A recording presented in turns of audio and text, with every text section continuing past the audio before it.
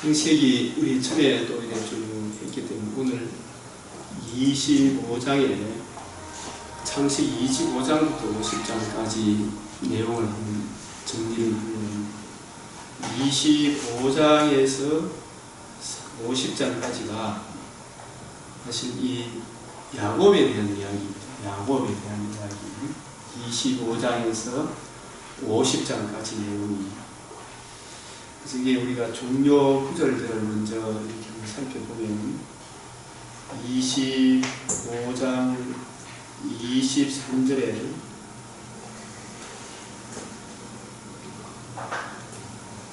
22절부터 보면 그 아들들이 그의 태 속에서 서로 싸우는지라 그 아들들이 태 속에서 서로 싸우는지라 그가 이르되 이를 경우에 내가 어찌하고 하고 가서 여호와께 묻자온대 여호와께 묻자온대 또 이게 궁금한 게 있으면 하나님께 자꾸 물어야 돼요. 주님 이게 무슨 뜻입니까? 다시 자꾸 물어요. 여호와께서 그에게 이르시되 두 국민이 내 태중에 있구나. 두 국민이 내 태중에 있구나. 그럼 이게 성경은 항상 일관성과 통일성을 이룬다. 두 국민 이게 어디서부터 갈라졌습니까? 창세기 3장 15절에 여자의 후손과 뱀의 후손 여자의 후손과 뱀의 후손이 내 태중에 있구나. 두 민족이 내 복중에서부터 나누이리라. 이게 언제부터 나누어진 것 같아요? 우리가 창세기를 이렇게 보면서 이 부분도 이제 좀 자세히 이렇게 한번 보면 이것달한테 해야 되는데 이 부분부터 나누이리라.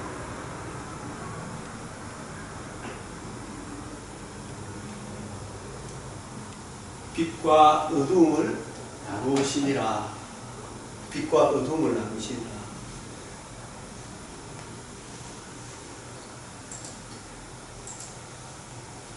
하나님의 구원 계획에 있어서 첫 시간에 첫 말씀이 빛이시라. 창세기를 강의하고 있는 것이 아닙니다. 창세기에 예수 그리스도와 복음이 어떻게 계시되어 있는가를 증언하고 있습니다. 창세기 안에 담겨 있는 예수 그리스도와 그의 십자가 복음으로 이루어지고 있는 하나님의 나라를 증거하고 있습니다. 우리는 수많은 사람들처럼 하나님의 말씀을 혼잡하게 하지 아니하고 곧 순전함으로 하나님께 받은 것 같이 하나님 앞에서와 그리스도 안에서 말한다. 이것이 제가 살아있는 이유, 저와 여러분이 살아있는 이유. 주의 이름으로 일컬음을 받는 주의 종이다. 이로수 목사님 그런 말씀을 하시고 주의 이름으로 일컬음을 받는 주의 종이 온다입니다. 성경 66권 중 어느 성경을 대하든지 설교자가 명심해야 할 세 가지 요점이 있다면 항상 염두에 두어야 될 것은 너희가 성경에서 영생을 얻는 줄 생각하고 성경을 연구하거니와 이 성경이 곧 내게 대하여 증언하는 것입니다. 창세기 1장에서 그리스도가 어떻게 증언되고 있는가? 모세의 율법과 선지자의 글과 시편에 나를 가리켜 기록된 모든 것이 이루어져야 하리란 말이 이것이다. 창세기 1장의 예언이 어떻게 이루어졌는가? 이 복음은 하나님이 선지자들을 통하여 그의 아들에 관하여 성경에 미리 약속하신 것이라. 창세기 1장에는 복음이 어떻게 계시되어 있는가? 창세기 1장에서는 복음을 찾아 이런 뜻입니다. 그래서 너희는 이 모든 일의 증인이라. 여호와께 물어라. 여러분도 자문자답해 보시기 바랍니다. 하나님 창세기 1장을 통해서 말씀하시려는 중심 주제가 무엇입니까? 창세기의 첫 말씀이 빛이 있으라 입니다. 이 빛은 무슨 빛입니까? 무슨 빛입니까? 2절에는 흑암만 있었는데 3절에는 빛만 있어야 하지 않습니까? 근데 어떻게 빛과 어두움을 나누셨다. 이게 1장 3절부터 빛과 어두움이 나누어지는 것이 창세기 3장 15절에 여자의 후손과 뱀의 후손, 나중에 야곱의 아내 이삭의 아내 리브가 태중에서 두 민족이 복중에서부터 나누이리라. 그래서 하나님 창세기 1장을 통해서 말씀하시려는 중심 주제가 무엇입니까? 빛이 있으라. 이 빛은 무슨 빛인가? 흑암만 있었는데 3절에는 빛만 있어야 하지 않습니까? 빛과 어둠을 나누셨다는 의미를 알고 싶습니다. 그리고 이걸 통해서도 우리에게 말씀하시고자 하는 것이 복음이 비치기 전에 우리 심령은 어떤 상태였는가? 복음이 비치기 전에 복음의 빛이 비추어지는 것이 어떻게 가능해졌습니까?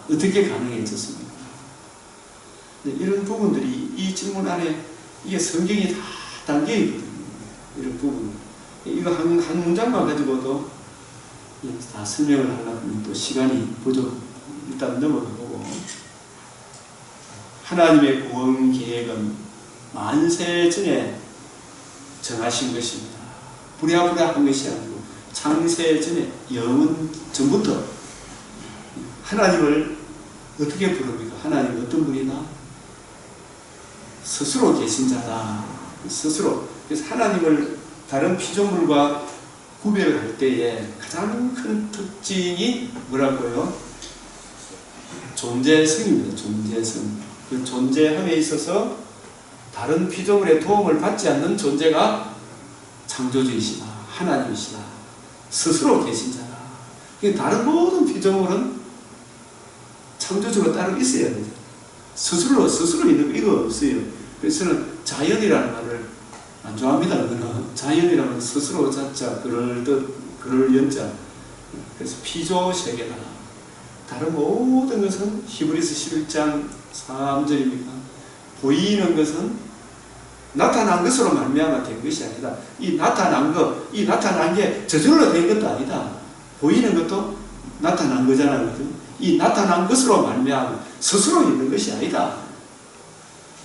하나님이 창조하셨다. 피조물. 하나님의 구원 계획도 만세 전에 미리 정하신 것이다. 성부, 성자, 성령 하나님께서 영원부터 만물을 창조하신 하나님 속에 감추어졌던 비밀의 경륜이 어떠한 것을 드러내게 하려 하시니라. 드러내는 이 일을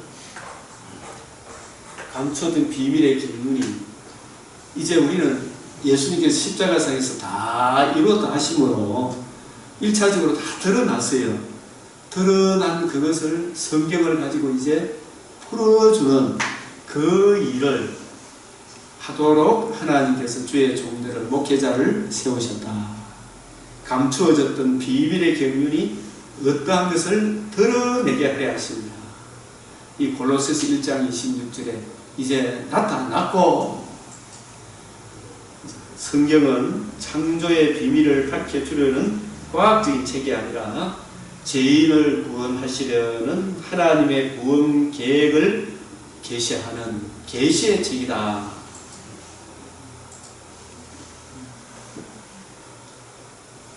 계시의 책.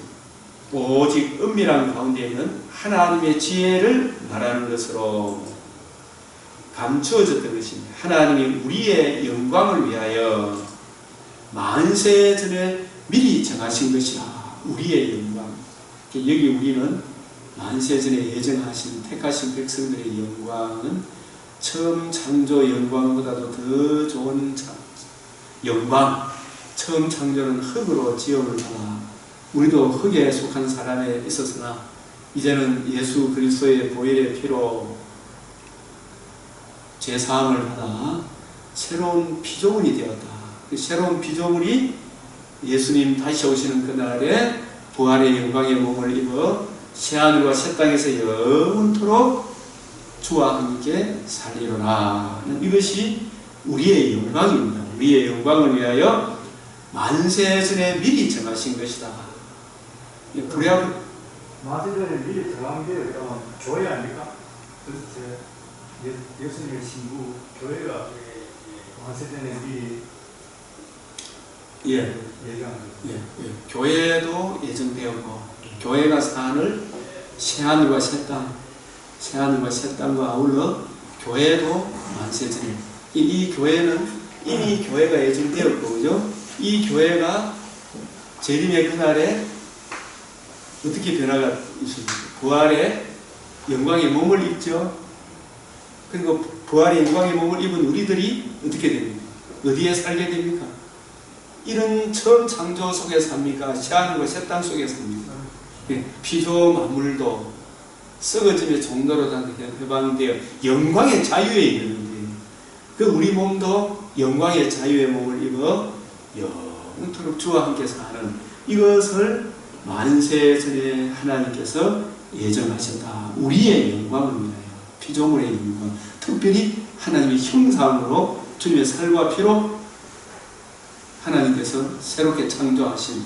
목사님, 우리가 지금 살고 있는 지구가 완전히 부서지고 새로운 세계인지 아니면은 이 지구를 다시 이렇게 새롭게 해서 재생해서 하는 것이 설교를 하시는 게 좀 두 가지 배경이 있어서 이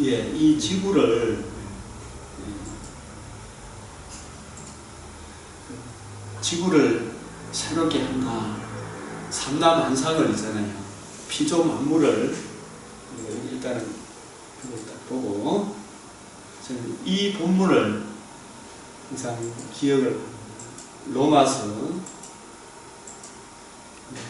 8장 생각하건대 현재의 고난은 여기 보면 자녀이면 또한 상속자, 하나님의 상속자요. 이 하나님의 상속자라는 말도 무슨 뜻이에요? 우리가 아브라함의 자손아니까 이게 단순하게 생각해서 하나님 나라를 유업으로 받을 상속자다. 근데 그 하나님 나라가 사실은 이미 아직 차원에서 생각을 해야 됩니다. 이미 아직 차원에서. 그래서 일단 이게 전체 이제 흐름을 이래 쭉 봐야 되는데 자꾸 궁금한 거 있으면 질문하는 거 좋은데 하나님 나라를 사실상 이미 받았어요. 이게 하나씩 이제 아구가 맞아 들어갈 거예요. 후속사를 공부하는 사람들이 한 2년 들은 게 조금 알겠다 하더라고요. 사실은. 신학교를 나와도 무슨 말인지 하나도 모르겠다는 거죠.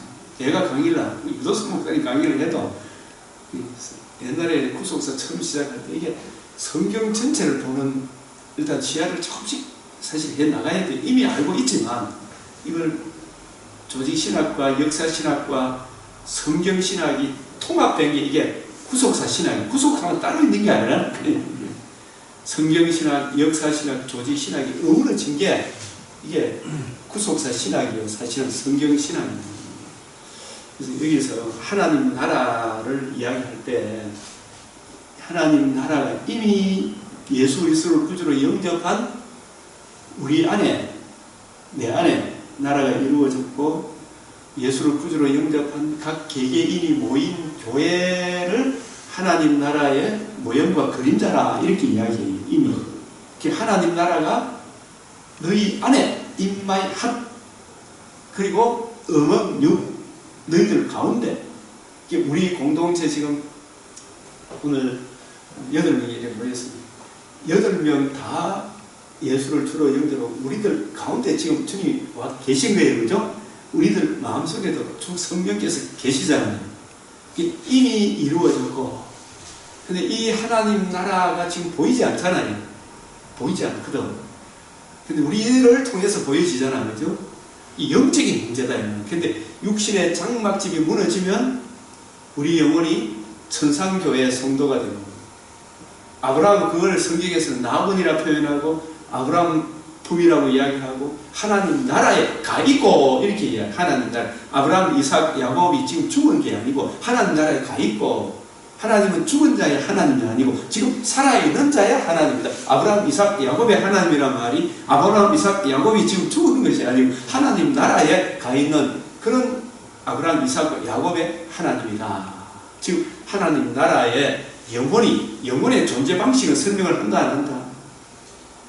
안 하지만 지정의 인격을 가진 존재다 이 말이에요. 존재로서 하나님 나라에 가 있고, 그걸 천상교회라고 해요. 천상교회. 지금 지상에서 예수를 믿어 교회 공동체를 모인 이 단체를 지상교회라고 해요. 지상교회. 지상교회, 천상교회가 나중에 재림의 그날에 천상교회 성도들이 부활의 몸을 먼저 입는 그 측면에서 먼저 일어나고 이렇게 이야기합니다. 먼저 일어나. 그리고 지상에 있는 우리들도 천상교회 성도들이 하늘에 있는 새 예루살렘 성이라 표현해요. 주님의 신부들이 하늘에서 내려오고 공중에서 그들이 먼저 부활의 몸을 입어 주님을 맞이하고, 지상에 있는 지상교회에서 우리가 만약에 살아있다면 지상교회 우리들도 이 몸으로 주님을 맞는 게 아니고 홀연히 마지막 날발에 벽옥과 수성같이 맑은 부활의 영광의 몸을 입어 공중에서 주님을 맞이하고, 천국 혼인잔치 이후에 새하늘과 새 땅인데 그게 지구를 새롭게 한다, 우주를 새롭게 한다, 이거보다도 어쨌든 이 피조 만물이 로마서 8장 피조물이 고대하는 바는 이렇게 되어 있잖아요.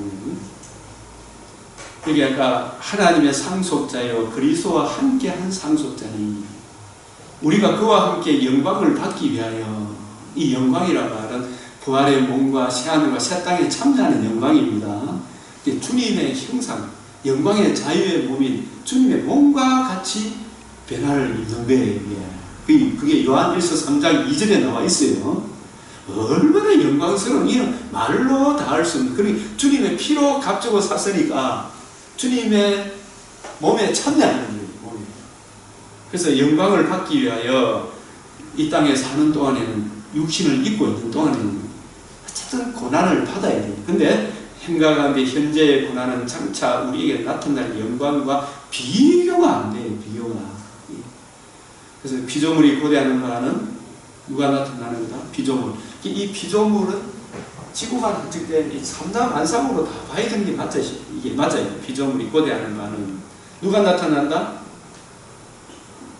하나님의 아들들이 나타난다. 여기서는 하나님의 아들들을 누구를 이야기해요? 네? 하나님의 아들들이 나타나는 것이에요. 이것은 천상교회, 지상교회가 부활의 몸을 입는 그날을, 재림의 그날을 말해요. 재림의 그날. 하나님의 아들들이 나타나는 것이 재림의 몸을 입는 그날. 그날에 피조물이 허무한 데 굴복하는 것은 자기 뜻이 아니에요. 오직 굴복하게 하시는 이로 말미암아. 이게 굴복하게 하시는 이가 누구예요? 창세기 1장에서 2장에서 3장에서 1장 2장이 좋았는데 1장에서 피조 만물의 대표자가 누구예요? 우리 사람이잖아요. 사람이 마귀에게 종노릇함으로 천하 만물을 다스리도록 사람에게 위임을 했는데, 사람이 타락함으로 이 피조 세계에도 뭐가 들어왔어요? 괴로움이 들어왔죠. 같이 들어오는 거예요. 그래서 피조 만물도 썩어짐의 종노릇을 하고 있죠. 지금 사람도 지금 마귀에게 속아 범죄하고 나니까 사람도 썩어짐의 종노릇을 하고 있죠. 지금. 그래서 대표자가 썩어짐의 우리의 대표자 아담이 잘못하니까 모든 아담 안에 있는 우리들이 피조물 만물도 지금 다 함께 고통을 겪고 있죠. 지금도 피조물 만물도.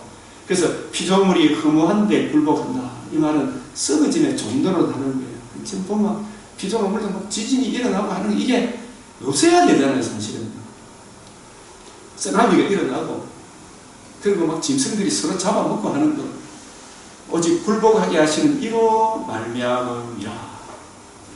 이런 것들을 통해서 사탄의 정체를 드러내는 겁니다. 죄의 사악함을 보여주고 그 바라는 것은 피조물도 어떻게 해요? 썩어짐의 종로로 한 데서 해방되어 피조물이 허무한데 굴복한다. 썩어짐의 종로로 한다. 이것은 서로 물고 물리잖아요. 동물의 왕국이라든지 또 산이 봄꽃이 아무리 좋고 이래 하더라도 거기에도 죽음의 흔적이 있습니까? 없습니까? 피조물의 허무한데 썩어짐의 종로로 한 데서 해방되어. 저는 이걸 하나님의 자녀들의 영광의 자유에 이르는 것이다. 이게 새하늘과 새 땅이다 이 말입니다. 하나님의 자녀의 영광의 자유. 우리가 부활의 몸을 입으면 다시는 썩어짐의 정도로 아픈 거, 병든 거, 서로 물고 물리는 이게 없듯이 피조 만물도 처음 창조 때보다도 더 나은 창조인 보시기에 심히 좋았더라. 이런 모습으로 새롭게 창조된다. 새롭게 덧입게 된다. 우리도 이 몸으로 부활하는 게 아니고 전혀 다른 몸으로 부활하듯이 우리는 상상할 수 없죠. 상상할 수 없지만 전혀 다른 모습으로 새하늘과 새 땅을 이룰 것이다. 이렇게 보는 겁니다. 이렇게. 여기까지 성경이 설명을 하고 있어요. 썩어짐의 정도로 해방되어 하나님의 자녀들의 영광의 자유에 이르는 것이에요. 그래서 저는 이 피조 만물은 하나님의 피조 만물이기 때문에 저는 절간에 가면 뭐 은기가 세다 그래서 그냥 그런 소리 했었는데 그 말 들을 때마다 저는 이 성경을 생각해요. 저 피조 만물도 하나님의 영광을 위해 창조되는데 자기 피조물이 우상을 숭배하는 악의 도구로 사용되고 있으니까 괴롭겠어요? 안 괴롭겠어요? 피조물 입장에서는. 근데 거기에 하나님의 자녀인 이명호가 팔공산 절간에 들어서는 순간 피조물이 아이고 이명호 목사님 어서 오이소 하나님의 아들들이 왔구나 어서 기뻐할 것 같은 느낌이 안 듭니까? 저는 그래 보는 거예요. 그렇게 내가 주인공이다. 내 배후에 천사들이 계시고 하나님이 내 아버지고 내가 주님이 내 안에 내가 주님 안에 있는데 이 피조 만물은 악의 세력에 고통을 당하고 있잖아요. 근데 하나님의 아들들이 나타나는데 거기에 뭐 은기가 있으니까 그가 기도가 잘 안 되고 뭐 어떻고 저떻고 그거 하지 말고 우리는 어디 가더라도 진리를 알지니 진리가 너희를 자유케 하리라. 이런 자유를 안 누립니까? 저는 그래서 뭐 절에 가기 싫을 때 그거 말라가는 계속 내가 가면 피조 만물이 얼마나 좋아하는지요. 꽃이 확 웃는 것 같은 그런 느낌을 저는 받는다니까요. 그래서 피조물이 다 이제까지 함께 탄식하며 함께 고통을 겪고 있는 것을 우리가 아느니라. 함께 겪고 있죠, 이건. 이걸 듣는 날이, 피조물도 썩어지며 종들에 해방되는 날이 언제? 하나님의 아들들이 나타나는 것. 이걸 제일 기다리고 있는 게 우리보다 더 기다리고 있어요, 피조 만물은. 자연이라 하지 말고 피조 만물이라는 피조 세계가. 네? 보이는 것은 나타난 것은 하나님은 안 보여요. 그죠? 나타나는 보이지 않는 하나님 나라가 있다. 영혼의 세계가 있다. 영적인 진리가 있다. 소련 가가린이 달나라인가 어딘가 비슷한 데 갔다 왔죠. 하나님이 안 계신다. 보이는 것은 나타난 것으로만 보이는 걸 가지고 아무리 하나님 찾아내도 안 돼요. 영적인 세계가 있다. 가까이 가지 못하는 빛에 거하신다. 이것은 우리가 영원히 묵신의 장막집을 떠날 때만이 안다. 예? 그리고 부활의 몸을 입으면 확실히 안다. 그 정도 성경이 이야기하고 있습니다. 이 정도 알고 있어요. 그죠? 예, 궁금한 거 있으면 자꾸 질문을 하시면서 이렇게 하면 좋겠어요. 그래서 그래서 이걸 조금 더 설명을 하면 창세기 주님 재림할 때 그때까지 있잖아요. 8장 20절에 보면 노아가 제일 먼저 이제 처음 피조물이 좀 심판을 받았잖아요. 최후 심판은 아닌데 심판 받았죠. 제단을 쌓고 제일 먼저 나와서 한 일이 뭐라고요? 제단을 예배 드리는. 아담과 하와가 창조되고 난 뒤 제일 먼저 안식 예배 드린 거예요. 하나님 경배하는 나라 아니겠어요? 안식이. 모든 정결한 짐승, 모든 정결한 새 중에서 제물을 취하여 이 정결한 짐승, 정결한 새도 누구에 대한 예표겠어요? 예수님, 성육신 하실 예수님에 대한 예표입니다. 제물을 취하여 번제로 제단에 드렸던. 그래서 노아가 방주에 들어간 것도 자기 잘나서 들어간 것이 아니에요. 아담에게 언약하신 여자의 후손이 뱀의 머리를 상하게 한다. 여자의 후손이 어떤 방도로 죄의 근세를 멸하는가. 여자의 후손의 성육신, 대속죽음, 부활로 하나님과 우리 사이에 막힌 죄 문제를 해결하여 하나님과 관계와 교제를 이어주는 교통이 이루어진다. 이 복음을, 원복음을 주신 여호와 하나님을 경배한다. 그래서 하나님께 나아갈 때는 내 공로가 아니라 내가 노아 방주에 들어가 살아가도 내 공로가 아니고 원복음, 여자의 후손, 오실 메시아, 하나님의 아들의 성육신과 대속증과 부활에 나타난 그 하나님의 의를 바라보고 그 은혜를 의지하고 하나님께 나아가 하나님의 은혜를 힘입어 살아가도록, 그죠? 그 은혜로 내가 살았다. 그래서 먼저 하나님께 정결한 짐승과 새 중에 제물을 취하여 번제로 제단에 드렸다. 우리도 날 아침에 일어나면 또 이렇게 우리가 예배할 때 말씀을 듣고 할 때도 우리 공도가 아니고 우리가 이렇게 하나님의 말씀을 듣고 배우고 먹고 마시고 사는 이 모든 것이 주 예수 그리스도의 십자가 구속의 은혜입니다. 그래서 요한복음 4장 24절에 예배 드리는 자는 성령과 진리 안에서 예배 드리라고 했죠. 성령은 진리는 여기 노아 언약으로 치면 예수 그리스도와 그의 복음, 번제물입니다. 정결한 짐승의 희생의 피, 대속의 은혜, 내가 그 길이요 진리요, 성령과 진리로 예배드리라. 성령께서 예수 그리스도의 구속의 은혜를 내 마음에 적용시켜 주시고 저는 이 대속의 은혜를 의지하여 하나님께 나아왔습니다. 그죠? 그게 바로 자기 부인, 자기 십자가 지고 우리 주님의 의를 의지하여 하나님 존전에 거룩하신 하나님 존전에 나아왔습니다. 종이 주의 발 아래 엎드렸으니 주의 말씀을 듣게 해주십시오. 그런 마음으로 주일 예배를 드리는데 그 마음만 있으면 코로나가 뭐가 무섭겠어요. 진짜. 그 마음만 있으면 김정은이가 뭐가 무섭겠어요. 문재인이가 뭐가. 그래서 정결한 짐승과 모든 정결한 새 중에서 제물을 취하여 번제로 제단에 드렸더니 여호와께서 그 향기를 받으시고, 그 향기가 누구의 향기입니까? 오실 메시아의 대속의 은혜를 의지하는 그 믿음을 보시고, 이걸 이제 신약적으로 이야기하는 대속의 은혜, 오실 메시아의 대속의 은혜를 의지하는 노아의 그 믿음을 보시고 하나님의 공의가 그걸 받아주는 그 향기를 받으시고 그 중심에 이르시기를 내가 다시는 사람으로 말미암아 땅을 저주하지 아니하리니. 이 땅 그러니까 이 말씀은 언제까지 이어야 합니까? 땅을 저주하지 않는다. 재림의 때까지 사람의 마음의 계획한 바가 어려서부터 악함이라 내가 전에 행한 같이 모든 생물을 다시 멸하지 아니하리니. 언제까지? 재림의 때까지. 그게 우리 일생 다 갈 때까지. 이거는 일반 은총입니까? 특별 은총입니까? 두 개에 다가 포함되어 있습니다. 일반 은총이요 아울러 특별 은총이죠. 이게 일반 은총인데 이 번제물의 제물의 그 은혜를 아는 사람은 무슨 은혜를 입었다? 특별 은총을 입은 사람.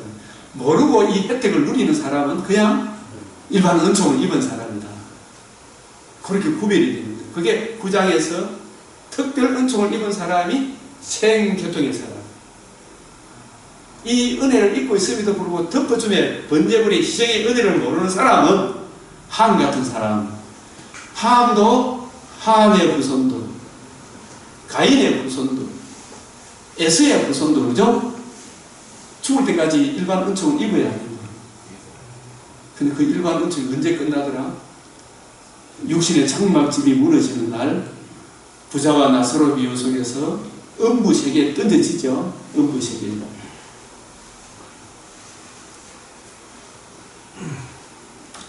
여호와께서 그 향기를 받으시고 그 중심에 이르시기를 내가 다시는 사람으로 말미암아 땅을 저주하지 않나니. 그게 노아 홍수를 내려도 사람은 회개하더라 안 하더라. 그래서 계속 복음을 전해줘야 돼요.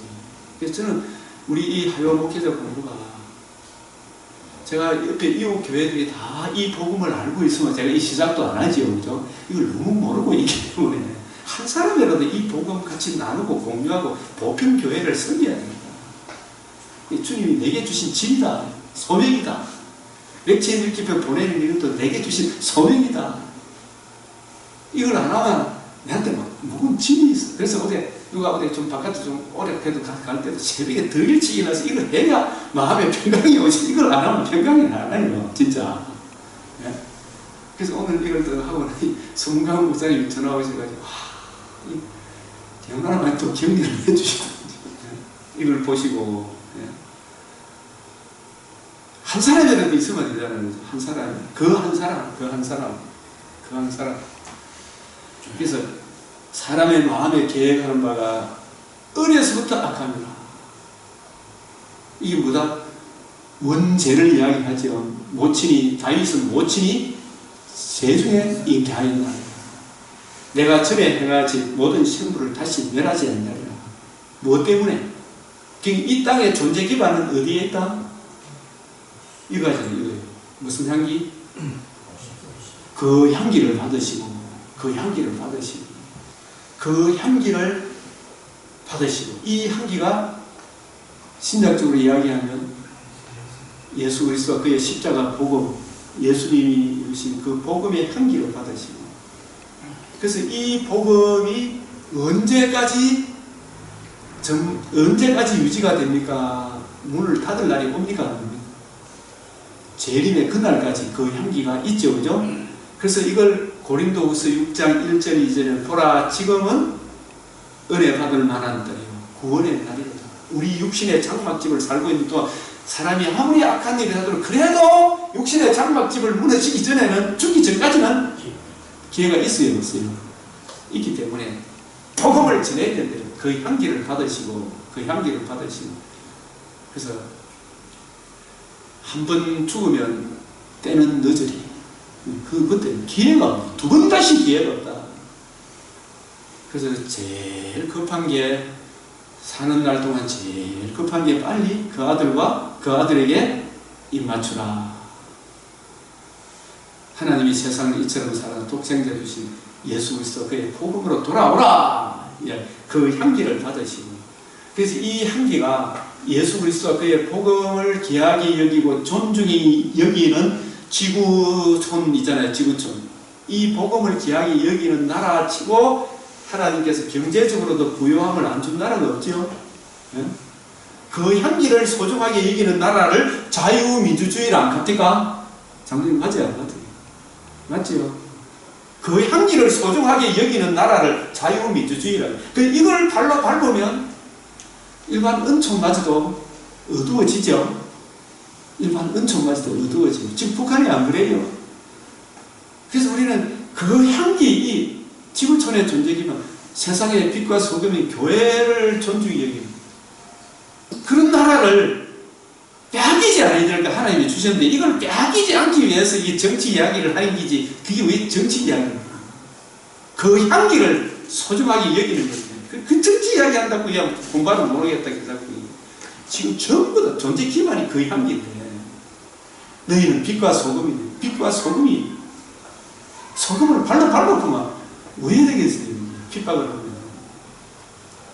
그래서 그 중심에 이르시되 내가 다시는 사람으로 이 존재 기반이다. 이게 신약의 어느 말씀하고 일치가 되는 마태복음 5장 44절에서 48절에 악인과 선인에게 햇빛과 비를 골고루 나눠줍니다. 그럼 우리가 더 잘해야 돼. 예수 믿는 사람이 더 잘해야 되는데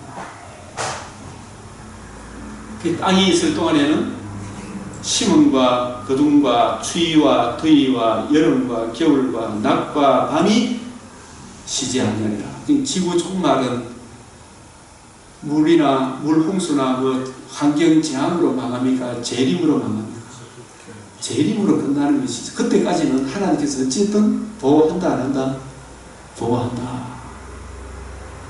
다시 기회가 육신의 장막집이 무너지면 끝나는 거죠. 그죠? 재림까지 기다릴 거 없고 개인적으로 육신의 장막집이 무너지면 끝나는 겁니다. 끝나는 그런 차원에서 이제 새하늘과 새 땅, 그래서 이 또 사실 새하늘 새 땅을 먼저 봐야 되겠다. 나온 김에 창세기와 이 다 성경을 한 구세만 창세기로 가지고 대기하죠. 계시록 21장에 보면 새하늘과 새 땅을 보니 이게 처음 하늘과 처음 땅이 없어졌고 바다도 다시 있지 않더라. 이게 피조물이 없어졌다 이 이야기가 아니고 여기서 처음 하늘, 처음 땅, 바다는 분명히 새하늘과 새 땅이 있잖아요. 네? 처음 피조물이 영광의 자유의 몸으로 바뀐 게 자유로운 세계로 바뀐 게 새하늘과 새 땅 맞죠? 그럼 처음 하늘, 처음 땅, 바다 이거는 뭘 의미하느냐 하면 처음 하늘 공중 근세 잡은 자 마귀를 처음 하늘로 묘사하는구나. 새하늘과 새 땅에 처음 하늘 공중 근세 잡은 자 마귀. 이게 창세기 1장 2절에 혼 땅이 혼돈하고 공하고 흑암이 깊은 위에 있다 그랬죠. 새하늘과 새 땅에 이게 존재하면 돼야 안 돼요? 네? 안 됩니다. 그리고 처음 땅이 없어지고 이 땅도 땅 짐승이죠. 땅 짐승. 이걸 성경 계시록은 굉장히 요약을 해놨어요. 이걸 그 안에 엄청난 내용이 담겨 있는 거예요. 이 갈라디아서 말씀도 쉬운 말씀인데 엄청나게 그 안에 압축대가 있어요. 압축 타입이기 때문에 설명이 필요해요. 로마서도 마찬가지고 처음 땅이 없어졌고 땅 짐승 그게 악한 짐승 전혀 없으니 그런 찬송가 있죠. 바다도 뭘 의미한다? 바다 짐승 다시 있지 않다. 지금은 공중 근세 잡은 자 마귀가 활동합니까? 안 합니까? 네? 하고 있죠. 땅 짐승을 뭐라 그래요? 땅에다가 자꾸 소망을 두게 하는 거짓 선지자 있죠. 거짓 선지자. 여로보암의 길을 끌고 가고 발람의 길로 끌고 가고 아알의 길로 끌고 가고 온갖 철학과 그 입에서 물을 강같이 토해내는 개구리 같은 새 더러운 영이 용의 입과 뱀의 입과 거짓 선지자의 입에서 나온다. 네? 짐승의 입에서 토해내는 지옥불에서 나오는 사상, 하나님을 대적하는 총체적으로 교회를 없애려고 하는 이런 땅 짐승들이 좌파 사상, 공산주의 사상이 지금 얼마나 난무를 하고 우리나라에 지금 총체적으로 이거 없애보려고 했죠. 지금 그런 이야기 한다고 또 교회를 그런 땅 짐승이 없어졌고 바다도 다시 있지 않더라. 바다 짐승을 이야기합니다. 이 새하늘과 새 땅에 바다가 없다 이런 이야기가 유리바다 유리바다를 건너고 저는 바다도 다시 있지 않다. 이 말은 계시록 12장 13장에는 땅 짐승, 바다 짐승, 마귀 이런 것들이 다시는 있지 않다. 그런 의미로 보는 것이 훨씬 더 버거가 없습니다. 버거가. 내가 보기에 거룩한 새 예루살렘이, 이 거룩한 성 새 예루살렘은 뭘 의미해요? 네? 어린 양의 신부를 말하는 거야. 이게 천상교회라고 그래요. 천상교회. 그게 무덤에서 부활합니까? 천상에서 부활합니까? 네? 무덤에서 부활하는 게 아닙니다. 하늘에서 내려오는 어린 양의 신부. 천상교회라고 그래요. 천상교회. 천상교회에 가 있던 영혼들이 무덤에 갔다가 거기서 부활하는 게 아니라니까요. 거룩한 성 새 예루살렘이 하나님께로부터 하늘에서 내려오니, 이 사람들이 그 준비한 것이 신부가, 이 신부가 남편을 위하여, 남편이 누구예요? 예수님. 단장, 이 단장이 얼굴 예쁘게 꾸미고 화장하고 이게 아니고, 이 땅에 사는 동안에 바다 짐승, 땅 짐승, 공중 근세 잡은 자 마귀와의 치열한 전투 중에 목숨을 잃을지라도, 오늘 바울이 출애굽기 오늘 29장에 이야기한 제사장, 내 몸을 마지막에 순교의 제물로 드릴지라도 기뻐하고 또 기뻐합니다. 순교로 자기 자신을 드리는 예수 그리스도 그의 복음을 위하여, 이 계시록 단장이, 이 단장이 계시록에서 이야기하는 2장 10절에 죽도록 충성하는 것, 주님의 복음을 끝까지 지키는 것입니다. 피 흘리기까지 줍니다. 죽기까지 자기 목숨을 내놓고 복음을 지키는, 벌거벗은 수치를 드러내지 않는, 끝까지 복음을 지키는, 이게 단장이라는, 단장한 것 같더라. 그렇죠. 새 예루살렘은 죽었는 예수 천상교회 구원받은 성도, 예, 천상교회 성도들, 예, 천상교회 성도들, 천상교회. 이걸 천상교회라고 해요. 천상교회. 이 천상교회 성도들이 계시록 이 7장에서 이미 이야기를 하고 있어요. 7장에서. 그래, 궁금한 거 이야기를 하면서 갑시다. 7장, 이게 입맞은 자, 이게 신구약의 대표들인데, 장로 중 하나가 응답해 나에게 이 흰옷 입은 자들은 누구며 또 어디서 왔느냐? 이 흰옷 입은 자들. 우리가 재림이 있기 전에 육신의 장막집을 떠나는 사람들이 지구촌에 곳곳에 일어날 거 아닙니까? 그 사람들을, 이 흰옷 입은 자들, 이 흰옷 입은 자들을 누구라 그래요? 성도들이죠, 그죠? 성도들. 내가 말해 주여 당신이 아시나이다 하니 그가 내게 이런 큰 환난에서 나오는 자들인데, 여러분 이것도 있잖아요. 큰 환난에서 나오는 자들인데, 큰 환난이 어디가 큰 환난이 있는 것입니까? 이 세상이 이 큰 환난을 가지고 또 7년 대환난 뭐 이렇게 설명을 한대요. 진짜 최고의 전쟁 중에 최고의 큰 전쟁은 아마겟돈 전쟁이라고 이야기하죠, 그죠? 보통 사람들이. 진짜 아마겟돈 전쟁은 여기 이 부분부터 이제 문자가 다니엘에서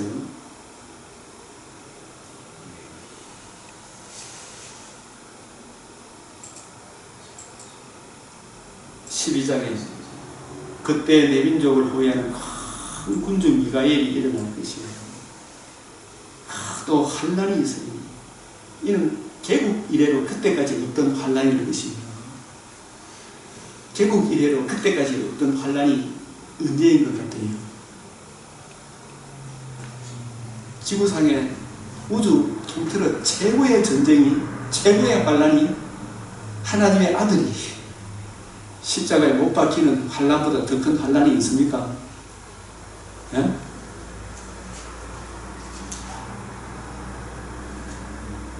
대단히 그렇습니다. 있어요, 없어요? 예수님을 십자가 못 박아요. 그래서 이 환난이 너무 크기 때문에 예수님이, 누가 땀이 핏방울 되도록 기도할 때 누가 돕더라? 천사가 돕더라. 그게 천사장 미가엘 아니겠어요? 이게 미가엘이 일어날 것이요, 군주, 왕, 천사장이 천사장 미가엘이 일어날 것이요. 이게 누가복음 22장 이런 구절들만 여러분 이해를 좀 해놔도 22장 44 예수께서 천사가 하늘로부터 예수께 나타나 뭘 다하더라? 힘을 더하더라. 이 피를 예수가 힘써 애써 더욱 간절히 기도하시고 땅에 떨어지는 빗방울 같더라. 이보다 더 큰 전쟁이 있어요. 환난이 있어요.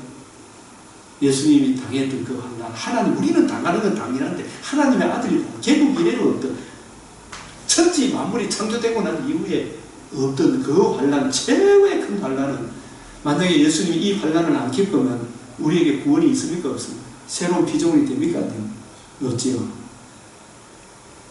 그래서 여기 천사가 천사장 미가엘 아니겠어요?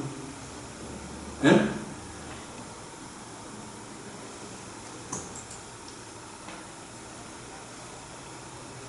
다니엘서 12장 그때 내 민족을 보위하는, 이 그때 하나님의 백성을 보위하는 큰 군주 미가엘이 일어날 것이다.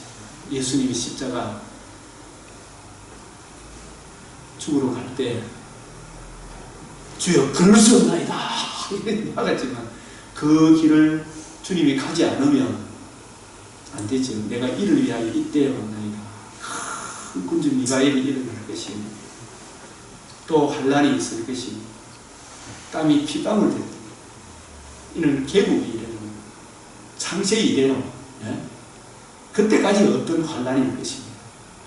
하나님의 아들이 환난하는 이보다 더 큰 환난이 있습니다. 이게 예수님이 십자가 죽으시고 부활하시고 환난을 받으시고, 환난이 뭐냐, 우리 죄 때문에 내가 받아야 되는 형벌을, 택한 백성들의 형벌을 못 알아서 받는 형벌 아닙니까? 그보다 더 큰 환난이 누구 있어요?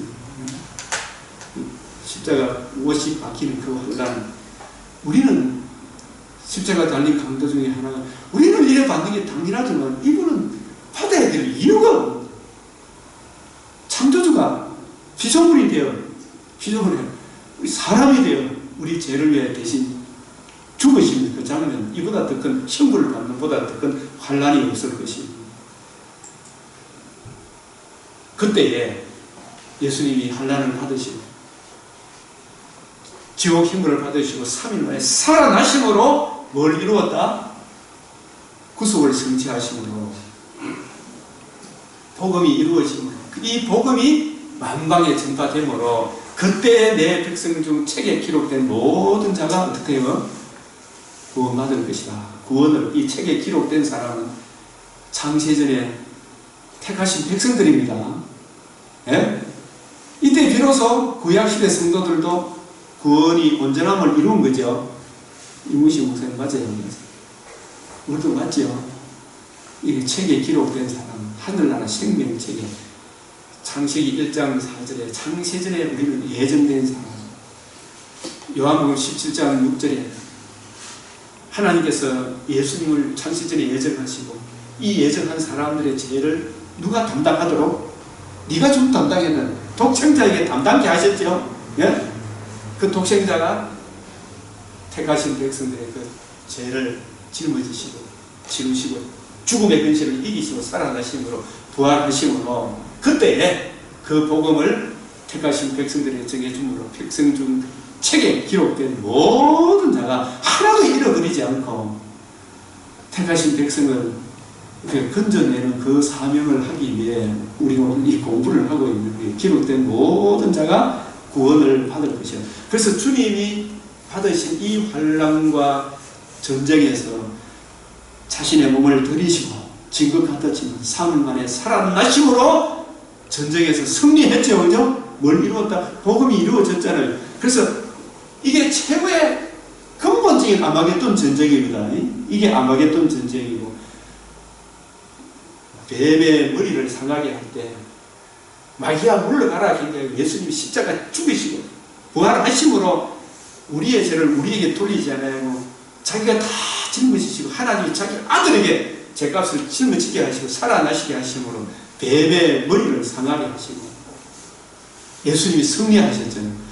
그러면 우리가 이 승리하신 예수님이 자신의 성육신과 대속증과 부활로 하나님의 의의를 이루셨는데 이 의가 우리로 하나님의 신부가 되게 하잖아요. 새로운 피조물이 되게 하잖아요.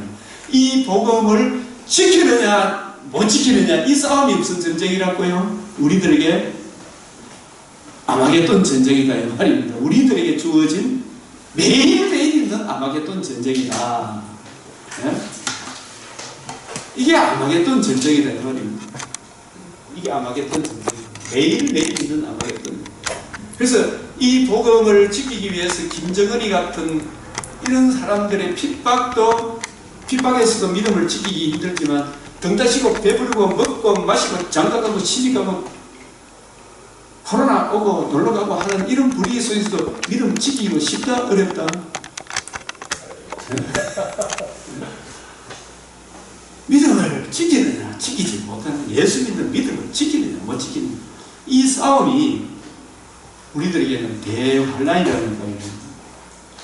이 대환란을 안 겪는 사람, 환란 보통 내가 사고가 나가고 환란을 당했다. 자식이 말 안 들어 내가 좀 열심히 좀 했으면 좀 괴롭다.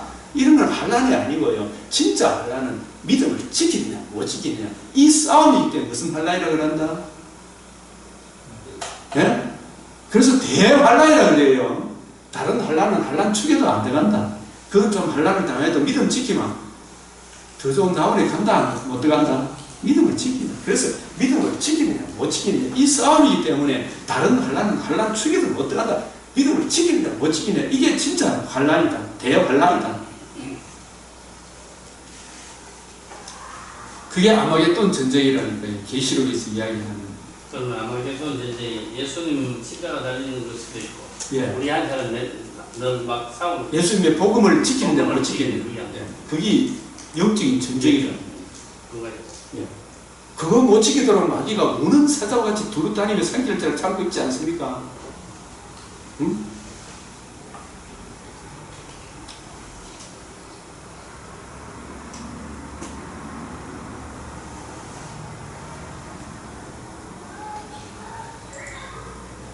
이 예수님 기도하실 때에 미가엘이 도와줬다고 할 수 있죠, 그죠? 군주니까, 천사 장이니까.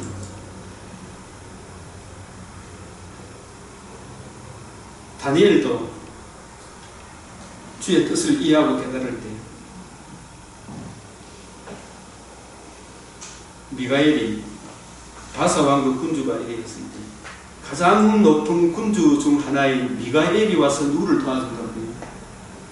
다니엘을 도와주잖아요. 피로 값주고 산 성도들도 지금 천사들이 보살피고 있습니까? 보살피지 않습니까? 네? 우리 백그라운드에 누가 있어? 그래서 지금 함부로 대하면 죽어. 우리 뒤에 누가 있다고요? 천사장 미가엘이 마태복음 18장 이 작은 자 중에 하나라도 없이 등지 이 작은 자 중에 하나도 없이 등지 이 작은 자는 복음을 듣고 믿음으로 악을 악으로 욕을 욕을 갚지 않으니까 제일 작은 것 같아. 복음을 믿고 예수 그리스도의 마음을 본받아 사는 성도들 중에 하나라도 없이 여기지 마라. 그들 백그라운드에 누가 있다? 천사들이 하늘에서 계신 내 아버지의 얼굴을 항상 배우는 하나님, 주님 피로 가지고 사는 주님 신부를 저래 놀리고 있는데 내가 가서 손 좀 볼까요? 그죠? 손 좀 볼까요? 항상 살피고 있다. 건드리지 마라. 이런 말씀을 우리에게 주고 있죠, 그죠? 그래서 계시록을 이해하는데 믿음을 지키느냐 지키지 못하느냐 이 싸움이 진짜 큰 싸움인데 이 싸움을 빼놓고 보니까 대환란을 3차 대전이니 어떤 여러 가지 눈에 보이는 것으로 자꾸 찾으려고 해요. 성경에서 진짜 환란은 대환란은 믿음 빼앗기면 환란의 친구고 믿음을 이게 지켰으면 그게 환란에서 승리하는 거예요. 그래서 계시록 7장 모든 성도들은 유리바다를 건너야 되는데 이 유리바다를 건너서 찬송을 불러야 되는데 이게 13절에 흰 옷을 입은 자들이에요. 흰옷을 입었다는 것은 벌거벗김을 당하지 않았죠. 벌거벗기려고 마귀들이 의의 옷을 벌거벗기려고 십자가 복음 못 전하도록 우는 사자와 같이 두루 다니며 산길자를 찾고 있잖아요. 그래서 그가 내가 말하기를 내 주여 당신이 하시는 그가 나에게 이는 큰 혼란에서 나오는 큰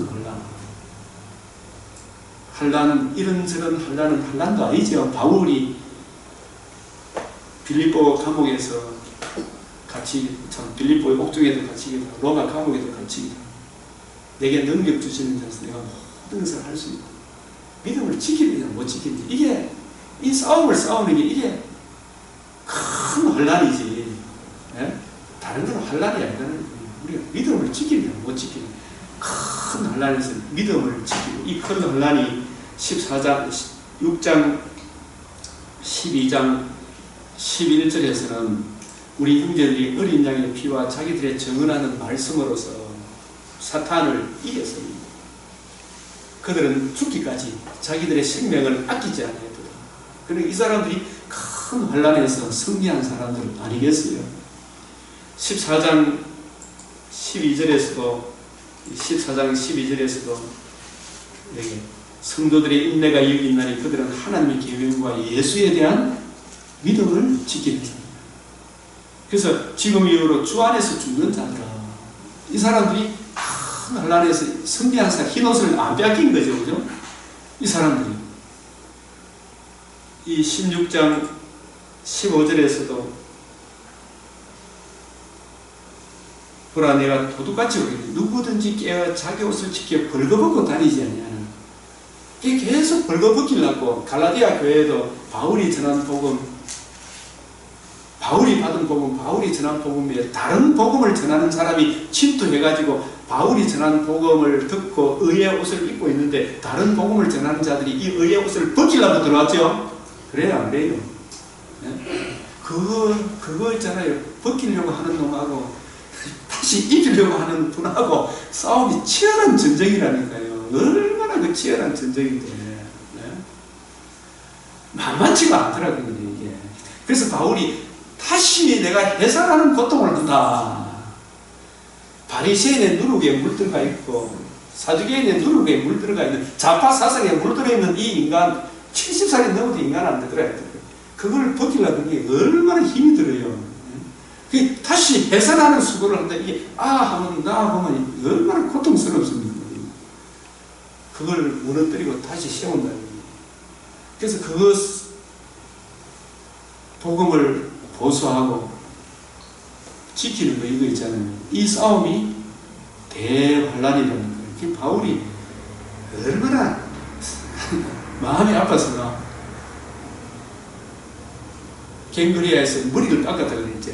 서운하는 내가 받은 복음 내가 전하는 이 복음을 내가 목숨 걸고 지키겠다. 이런 차원에서 머리를 깎은 것이 다른 뜻이 있는 게 아니에요. 예수 그리스도가 그의 십자가 외에는 아무것도 알지 않기로 다시 한번 작정하는 의미에서 머리를 깎은 것이 딴 게 아니라는 거예요. 그게 얼마나 힘든지 압니까? 다른 복음, 다른 예수, 다른 영을 전하는 자들이 수없이 늘려가 있잖아요. 이게 조금 하면 막 꼬투리 잡아가지고 어떻고 저떻고 온갖 이야기 다 해야 되는 거예요. 이게 그 싸움이 쉽지가 않다. 이 복음을 알아서 그래서 자기 옷을 직접 벌거벗고 다니지 아니하며 자기의 부끄러움을 보이지 않아요. 그래서 고린도후서 5장에서 만일 땅에 있는 우리 장막집이 무너지면 이게 뭡니까? 육신의 장막집이 무너지면 우리 영혼이 돌아갈 하나님께 지으신 집, 그 손으로 지은 것이 하늘에 있는 영원한 집이 우리에게 있는 줄 아느니라. 참으로 우리가 여기에서 탄식하면 차라리 목을 하나 내놓고 예수 전당하고 죽는 것은 쉬워요. 그런데 바리새인의 누룩, 사두개인의 누룩, 다른 복음, 다른 예수를 전하는 예루살렘 당국자는 이대로 와가지고 바울 전하는 복음을 막 대적하는 이 사람들이 뻔히 아는 사람들이 막 극하니까 그 사람들과 씨름이 바울이 쉬웠겠어요? 어렵겠어요? 얼마나 탄식하며 복음 지키는 거예요. 하늘로부터 우리 스스로 더디기를 간절히 삼아야 이렇게 입으면 계속해서 이미 흰옷을 입었죠. 벌거벗기려고 하는 자들이 자꾸 나타난다 이 말이에요. 그런 사람들과 싸워 이겨야 되죠. 네? 그 싸움을 싸워가는 게 그게 환란이 대환란이다 이 말이에요. 대환란. 쉽지 않아요. 진짜 우리 교회도 이렇게 지금 20년 가까이 20년 전 넘어서 개척교회 했는데 끊임없이 벌거벗기려고 온갖 질투해가지고 협박하고 위협하고 사모님한테 매일 문자 보내고. 그러나 이걸 복음을 지켜야 될 거 아닙니까? 복음을 이렇게 입으면 우리가 벗은 자들로 발견되지 않으려 합니다. 이 벗은 자 십자가 복음을 내려놨구나. 네? 이 벗은 자가 된다니까요. 이 벗은 자 십자가 복음을 내려놨고 이 장막에 있는 우리가 짐진 것 같이 단식하는 이거는 그냥 벗고자 함이 아니에요. 단식하는 이유는 바울이 고린도 후서는 어떤 측면에서 쓰여진 책이라고 그랬습니까? 고린도 후서는 네? 네. 눈이 열린 사람하고 수근이 덮인 사람하고 수근이 열린 사람과의 전투가 고린도 후서의 핵심이라고 했습니다. 사도권 왜 변화하느냐? 바울 사도는 눈이 열렸잖아요. 성경을 보는 눈이 열렸는데 저들은 아직까지 문자만 보고 있어요.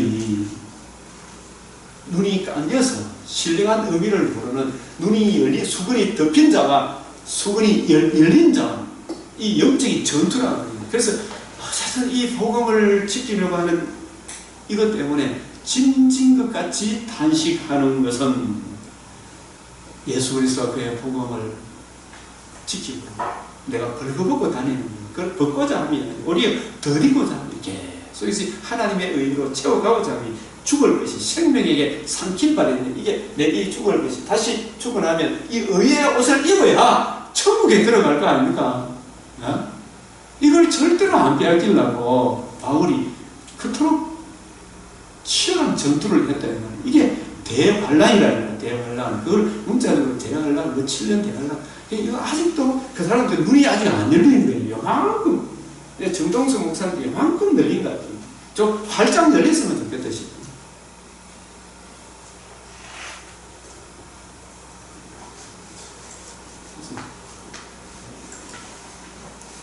그래서 바울이 자기 사도권을 변호하기 위해서 내가 푸득불 이런 이야기 안 따르겠는데 그래서 내가 삼층천에 갔다 왔다. 하나님께 직접 계시를 받았다. 말로 표현할 수 없는 말을 들었다. 여러 계시를 받은 것이 너무 커서 하나님이 내게 사탄의 가시를 줬다.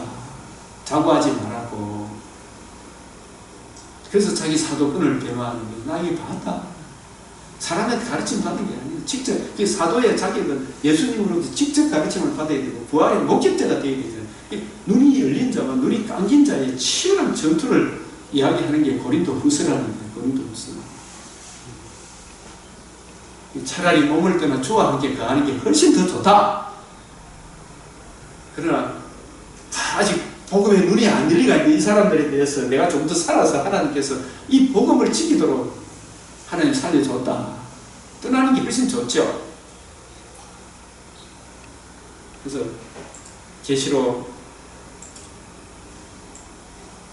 7장 흰옷 입은 자는 큰 환란에서 나오는 자입니다. 이 교회를 개척해 보니까 지금까지 20년이 지나 보니까 임 목사님 마찬가지지만 복음을 보수하기 쉽지 않잖아요. 진짜 환란이다. 대환란에서 끝까지 주 예수의 날에 육신의 장막집이 무너지고 그리스도의 심판대 앞에 서는 그날에 흰옷을 안 벗어야 되잖아요. 어린 양의 피에 그 옷을 씻어 희게 하는 예수 피 그냥 쏙 들어가는 게 아니고 이걸 무너뜨리기 위해 얼마나 많이 돌박, 가시떨기, 길가기, 바다 짐승, 땅 짐승, 공중돼지 잡은 자 마귀가 그 입에서 물을 강같이 빼내가 어쨌든 거꾸로 때리려고 예를 쓰는 이런 가운데서 바람을 믿고 견디고 지켜가는 이게 우리가 고난을 받는다 이렇게 이야기합니다. 그러므로 그들이 하나님의 보좌 앞에 있고 그의 성전에서 밤낮 하나님을 섬기며 보좌에 앉은 신이가 그들 위에 장막을 치시리니. 예? 이게 천상교회다 말인데 이거는 계시록 7장은 천상교회를 이야기해요.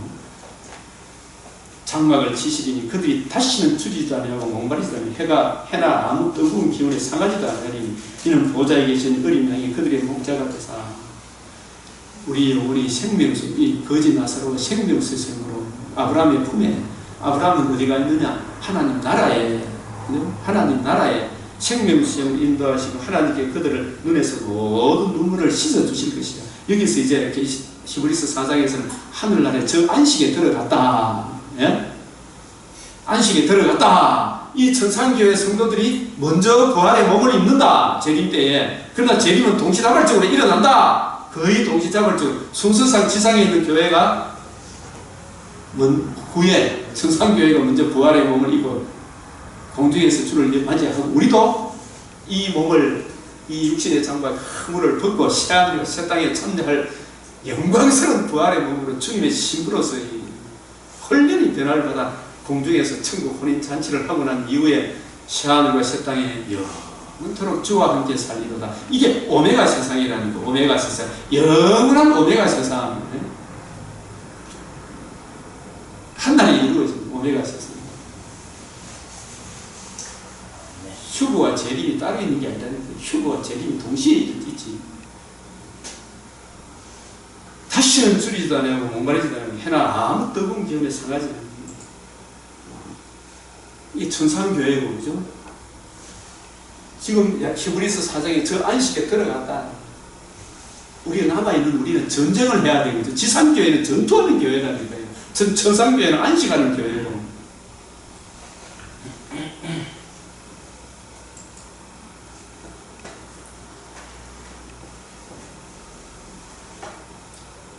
계시록 만세 전에 미리 정하신 것이야. 또 5분 쉬어도 한 시간.